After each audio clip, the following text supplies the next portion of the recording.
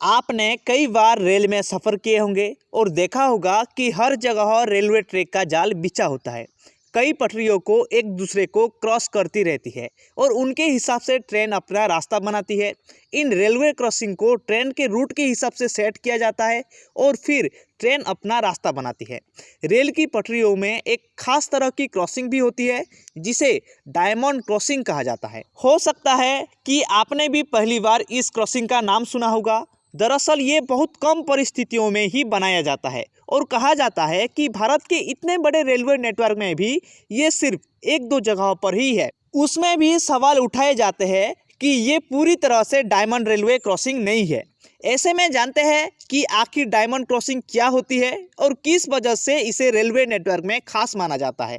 तो चलिए वीडियो को शुरू करते हैं। डायमंड क्रॉसिंग क्या है? डायमंड क्रॉसिंग एक रेल की पटरियों के जाल में एक ऐसा पॉइंट होता है जहां चारों दिशाओं से रेल की पटरियां क्रॉस करती है। ये दिखने में सड़क के चौराहे की तरह होती है। जिस तरह सड़क पर चौराहा या फिर ट्रैफिक लाइट होती है, ऐसे ये रेलवे नेटवर्क के लिए होता है। इसे पटरियों का चौराहा कहा जाता है। इसमें करीब 4 रेलवे ट्रैक होते हैं जो दो दो के हिसाब से आपस में क्रॉस करते हैं। यानी इसमें चारों दिशाओं से ट्रेन आ सकती है और दिखने में ये डायमंड की तरह लगता है।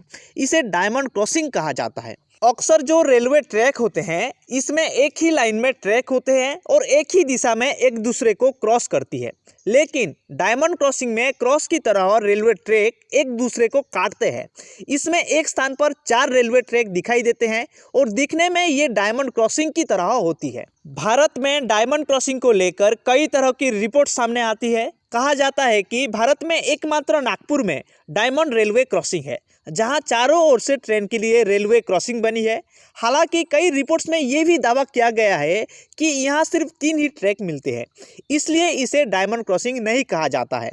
बता दें कि इसमें ईस्ट में गोंदिया से एक ट्रैक आता है जो हावड़ा राउरकेला रायपुर लाइन है। एक ट्रैक दिल्ली से आता है जो उत्तर से आता है। वहीं साउथ से भी एक ट्रैक आता है और वेस्ट मुंबई से भी एक ट्रैक आता है।